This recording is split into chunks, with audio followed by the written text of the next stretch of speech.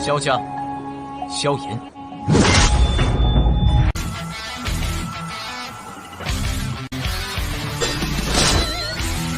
指缝中的光点燃了梦魇，站在天端俯瞰着世界无边无边。 Selamat datang di channel hiburan netizen. Mari kita lanjutkan part berikutnya dari cerita novel Donghua Battle Through the Heavens. Ini hanyalah full spoiler. Tanpa banyak kata demi menghemat kuota, segera kita mulai isi ceritanya. Xiao Yan bergegas menuju benteng Gunung Hitam yang telah disebutkan Yan Cheng dengan cara yang seperti kilat setelah meninggalkan kota Qinshan. Ziyan mengikuti di belakangnya. Setelah ia menembus kelas Du Huang, kecepatan terbang Xiao Yan jelas jauh lebih cepat daripada di masa lalu. Tubuhnya seperti bintang jatuh saat terbang melintasi langit. Dalam beberapa kedipan, dia menghilang ke cakrawala. Meskipun kadang-kadang ada beberapa tatapan berhenti di langit, mereka hanya bisa melihat seberkas cahaya yang melompat dan melintas beberapa kali. Xiao Yan terbang dengan kecepatan maksimumnya. Wajahnya ditutupi dengan kesendirian. Hal yang terjadi dalam kekaisaran Jiama ini benar-benar di luar dugaannya. Dia juga merasa sedikit takut ketika dia mengingat masalah. Untunglah Ratu Medusa campur tangan kali ini. Jika tidak, itu mungkin bahwa aliansi Yan dan kekaisaran Jiama akan dihancurkan oleh kerajaan Chu Yun. Pada saat itu, klan Xiao-nya akan benar-benar dihilangkan bahkan tanpa Hall of Souls melakukan apapun. Sekte racun. Angin liar yang bertiup olehnya menyebabkan rambutnya mengeluarkan suara huhuhu, mengungkapkan sepasang mata hitam gelap yang telah berubah luar biasa padat dan dingin. Seekor naga memiliki skala terbalik. Mereka yang menyentuhnya akan mati. Skala terbalik Xiao Yan adalah kerabatnya. Dia pasti akan mendapatkan siapapun yang berani menyentuh mereka untuk membayar lebih dari 100 kali lipat. Ziyan diam-diam memperpanjang lidah kecilnya ketika dia melihat ekspresi gelap dan dingin Xiao Yan dari belakang Xiao Yan. Dia tidak berani menjadi nakal. Yang bisa dia lakukan hanyalah menaikkan kecepatannya dan mengikuti di belakang Xiao Yan. Dengan kecepatan Xiao Yan dan Ziyan, mereka tidak akan membutuhkan waktu lama bahkan jika mereka harus terbang di atas seluruh kekaisaran Jiama. Oleh karena itu, pegunungan yang membentang di sekitar mereka menjadi lebih pendek setelah penerbangan mereka berlanjut selama sekitar 2 jam. Tanah datar raksasa yang tertutup pasir kuning mulai muncul di hadapan mereka. Xiao Yan juga menghela nafas lega ketika tanah datar muncul di hadapannya. Dia jelas tahu bahwa karena dia berada di dekat wilayah daratan, itu menunjukkan bahwa dia tidak terlalu jauh dari benteng Gunung Hitam yang disebutkan oleh Yan Cheng. Selama terbang cepat yang tampak seperti itu adalah upaya untuk mengejar bulan dan bintang, Xiao Yan melihat banyak aliran manusia yang melarikan diri. Jelas, banyak orang memiliki sikap pesimis terhadap situasi saat ini di Kekaisaran Jiama. Bagaimanapun, aliansi antara 3 kerajaan besar benar-benar terlalu kuat. Jelas sulit bagi aliansi Yan tanpa kepala dan Ratu Medusa untuk menanggung beban ini. Hati Xiao Yan juga tumbuh murung saat ia mengamati kepanikan di wajah mereka yang melarikan diri. Ini adalah pertama kalinya dalam bertahun-tahun bahwa ia telah melihat adegan seperti itu di Kekaisaran Jiama. Pencipta ini adalah aliansi dari 3 kerajaan besar. Mata Xiao Yan menyipit. Kilau gelap dan dingin menerangi mereka. Dia mengepalkan tinjunya erat dan sayap api di punggungnya mengepak. Kecepatan terbangnya tiba-tiba melonjak. Hampir tidak ada orang di tanah datar yang luas, menyebabkannya tampak cukup sepi. Tiba-tiba, suara angin kencang muncul di langit. 2 sinar cahaya tiba-tiba muncul dan berlalu. Kedua sinar cahaya baru saja muncul ketika mereka tiba-tiba bergetar. Seorang tokoh besar dan kecil terungkap di langit. Apa itu? Ziyan bertanya dengan ragu ketika dia melihat Xiao Yan tiba-tiba berhenti. Apakah orang ini tidak terburu-buru untuk menutupi banyak jarak sebelumnya? Ada 3 aura yang cukup kuat di sana. Namun, orang di depan jelas melarikan diri. Kedua aura yang mengikuti di belakang dengan jelas berniat mengejar orang pertama. Xiao Yan merajut alisnya sedikit. Matanya melihat ke arah utara dataran. Dia ragu sejenak sebelum persepsi spiritualnya menyebar seperti air banjir dari antara alisnya. Dalam waktu singkat, dia telah menyerap situasi yang jauh ke dalam kepalanya. Ahli dari ras manusia ular ya? Persepsi spiritual Xiao Yan dengan cepat menyusut kembali.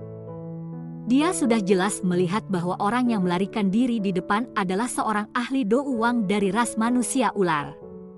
2 orang di belakang adalah 2 ahli dari beberapa kekaisaran yang tidak diketahui. Namun, sudah jelas bahwa mereka bukan dari kekaisaran Jiama. Selain itu, hal yang menyebabkan Xiao Yan menjadi sangat terkejut adalah bahwa ahli dari ras manusia ular yang melarikan diri sebenarnya adalah seseorang yang dia kenal. Ekspresi aneh melintas di wajah Xiao Yan saat ia mengingat hal itu sejak saat itu. Tubuhnya segera pindah dan menembak dengan eksplosif ke arah daerah utara. Tidak peduli bagaimana orang mengatakannya, ras manusia ular saat ini adalah sekutu kekaisaran Jiama. Selain itu, bahkan jika itu pada sosok Cailin, dia harus mengulurkan tangan dan menyelamatkan orang itu. Yu Mei tampak sangat menyedihkan hari ini. Ini adalah pertama kalinya dia melarikan diri tanpa tujuan dengan cara apapun yang dia bisa setelah bertahun-tahun. Orang-orang yang memberikan perlakuan buruk padanya adalah 2 sosok biru yang mengikuti jarak pendek di belakangnya. Kedua bajingan sialan ini. Setelah luka saya pulih, saya pasti akan merobek semua daging di tubuh Anda dan memberi makan yang kecil milikku tercinta. Ekor ular Yu Mei menekan tanah dengan cara yang aneh. Setiap kali bergerak, tubuhnya akan tiba-tiba menembak ke depan pada jarak tertentu. Saat dia melarikan diri, dia tidak lupa untuk memutar kepalanya dan melihat 2 sosok di belakangnya dengan cara yang keji sambil dia mengutuk. Tapi kota Ling yang sudah jatuh. Kali ini, ada kemungkinan bahwa cukup banyak orang dari 3 sekte akan memasuki kekaisaran. Ini benar-benar merepotkan. Yu Mei awalnya adalah guardian kota Lingyan. Dengan mengandalkan kekuatan bintang 7 doang, dia berhasil mengalahkan dan memaksa beberapa ahli dari 3 sekte yang mencoba mengepung kota beberapa kali. Kali ini, dia kehilangan keberuntungannya. Tidak ada yang menduga bahwa aliansi 3 sekte akan benar-benar mengirim 3 ahli kelas douang ke kota yang ukurannya tidak terlalu besar. Selain itu, ada 1 orang yang kekuatannya sebenarnya berada di level 8 bintang. Hasil dari 3 ahli douang memimpin pasukan untuk menyerang kota sangat jelas. Yu Mei telah secara serius melukai douang pihak lain sebelum terluka parah oleh ahli bintang 8 partai lainnya, douang. Setelah itu, dia hanya bisa meninggalkan kota dan melarikan diri. Namun, untungnya dia telah membeli waktu untuk cukup banyak orang di kota untuk melarikan diri. Oleh karena itu, sebagian besar orang sudah pergi ketika pasukan besar ini memasuki kota Lingyan. Itu juga karena ini dia telah menyebabkan ahli douang partai lain menjadi sangat marah. 1 douang tetap tinggal untuk menjaga kota sementara 2 ahli lainnya terus mengejarnya tanpa menyerah. Dari kelihatannya, tampaknya mereka memiliki niat untuk tidak menyerah sampai mereka menangkapnya. Tentu saja, mirip dengan penampilan menyedihkan Yu Mei, 2 pria paruh baya yang pakaian birunya menampilkan angsa emas cerah yang dijahit di atasnya, juga menyajikan gambar yang cukup buruk. Meskipun Yu Mei terluka parah, kelincahan anehnya Douki dari ras manusia ular menyebabkan mereka berdua mengalami kesulitan untuk menyusulnya. Itu tidak dapat dihindari bahwa iritasi akan muncul di hati mereka karena lebih banyak waktu berlalu. Namun, ketika mereka ingat bahwa ini adalah perintah yang datang dari atas, mereka hanya bisa menahan kepala mereka dan melanjutkan pengejaran liar. Sialan, setelah saya menangkap wanita itu, saya yang lama ingin menyiksanya dengan kejam. Kalau tidak, akan sulit untuk menghilangkan kebencian di hatiku. Seorang pria setengah baya yang tampak suram, menatap tajam pada sosok yang terlihat sebagian tidak jauh di depan. Meskipun dia melarikan diri dengan menyedihkan pada saat ini, punggungnya yang anggun masih menunjukkan daya pikat. Hehehe, saya mendengar bahwa keterampilan lidah dari ras manusia ular luar biasa. Di Kekaisaran Luoyan kami, seorang hamba perempuan ras manusia ular dapat dijual dengan harga yang sangat tinggi. Aku tidak tahu apakah ular kelas doang yang cantik ini akan lebih nyaman dibandingkan dengan pelayan wanita biasa. Orang yang lain mengungkapkan ekspresi cabul saat dia tertawa sinis. Ekspresi pria setengah baya berwajah suram bergerak sedikit ketika dia mendengar ini. Dia tertawa dengan gelap dan mengangguk ketika dia berkata, dalam hal itu, lebih dari itu sehingga kita tidak bisa membiarkan dia melarikan diri. Mari kita berusaha lebih keras. Jangan masuk terlalu dalam kekaisaran Jiama. Jika tidak, akan merepotkan jika kita bertemu dengan para ahli lain. Iya nih. Cahaya emas yang cerah meletus dari tubuh mereka berdua setelah suara mereka terdengar. Sepasang sayap emas angsa emas diperpanjang dari masing-masing punggung dua orang. Sayap emas mengepak dan kecepatan mereka langsung melonjak. Yume, yang kelelahan karena melarikan diri dari depan, juga merasakan angin semakin dekat dari belakangnya. Dia mengatupkan gigi peraknya dan pergi keluar untuk menstimulasi Douki di dalam tubuhnya. Namun, bagaimana bisa tubuh yang terluka parah ini menahan pukulan besar ini darinya? Cahaya Douki di tubuhnya menjadi sangat redup. Ekor ularnya juga tiba-tiba menjadi lemah dan seluruh tubuhnya ambruk dengan lemah. Dia terengah-engah sementara keringat yang harum jatuh ke bawah. Oh, mengapa? Kamu terlalu lelah untuk terus berlari? Kedua lampu emas menyala saat Yume jatuh. Satu berada di depan sementara yang lain di belakang, menutup semua rute pelariannya. Tatapan pria paruh baya perlahan menyapu pinggang putih salju, dan sudut mulutnya diangkat dengan cara cabul. Saya belum mencicipi budak wanita ras manusia ular kelas doang. Beberapa kegelapan muncul di dalam mata ular panjang Yume. Namun, senyum yang menyihir muncul di wajahnya saat dia berbicara kepada mereka berdua. Anda bisa mengatakan jika Anda ingin saya melayani Anda. Mengapa Anda harus mengejar saya sejauh ini? Lupakan saja. Kami tidak memiliki berkah untuk menikmati Anda yang memberi dirinya kepada kami. Tidak akan terlalu terlambat bagi kami untuk perlahan-lahan bermain setelah kami menangkap Anda dan melumpuhkan Douki Anda. Seorang pria paruh baya tertawa.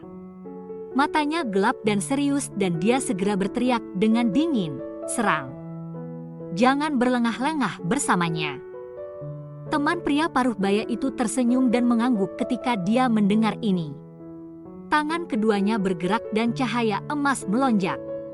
Tiba-tiba teraglomerasi menjadi dua angsa emas setinggi 5 kaki yang segera menunjuk ke Yume. Kedua angsa besar berwarna keemasan itu segera mengeluarkan teriakan tajam ke langit. Sayap mereka mengepak dan mereka menembak ke arah Yume. Kekuatan yang dimiliki oleh angsa emas itu sangat tajam. Dua parit dalam bahkan terbentuk ketika mereka melesat di atas tanah.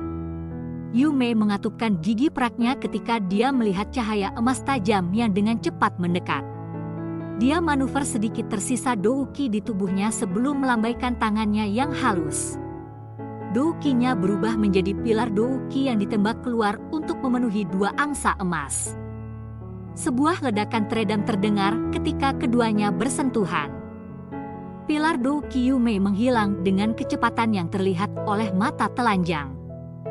Kedua angsa emas, yang warnanya menjadi sedikit redup, membawa angin tajam dan melesat. Mata Yume perlahan menjadi gelap setelah menghabiskan benang terakhir Douki di dalam tubuhnya. Arusnya berhenti memiliki sedikit kekuatan untuk memasang perlawanan. Namun, racun di dalam mulutnya masih bisa mencegahnya terhina oleh dua bajingan ini dengan mati. Cahaya keemasan cerah dengan cepat diperbesar di mata ular yang mengandung keputusasaan. Sama seperti Yume perlahan menutup matanya, sedikit suara guntur tiba-tiba bergema di langit tanpa peringatan sebelumnya. Sosok hitam segera muncul di depannya dengan cara seperti hantu. Kedua angsa emas yang berisi angin tajam menghilang ketika mereka berada sekitar 5 kaki dari tubuhnya. Yume merasa ragu ketika rasa sakit yang dia telah antisipasi tidak datang. Namun, suara hangat perlahan terdengar di samping telinganya. "Apa kamu baik-baik saja?" Yume terkejut ketika mendengar suara itu.